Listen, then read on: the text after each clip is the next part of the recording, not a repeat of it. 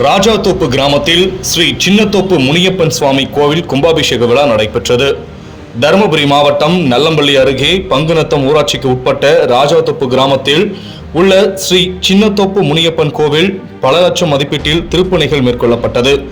இக்கோவில் கும்பாபிஷேக விழா கடந்த 15ஆம் தேதி மங்கள இசை முழங்க கொடியேற்றத்துடன் விழா துவங்கியது.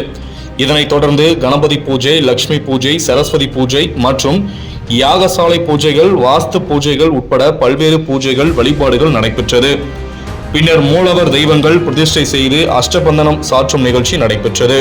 விழாவின் முக்கிய நிகழ்வாக பிப்ரவரி 21 நேற்று காலை யாகசாலையில் இருந்து மேளதாளங்கள் முழங்க தீர்த்த குடங்கள் ஊர்வலமாக கொண்டு செல்லப்பட்டது.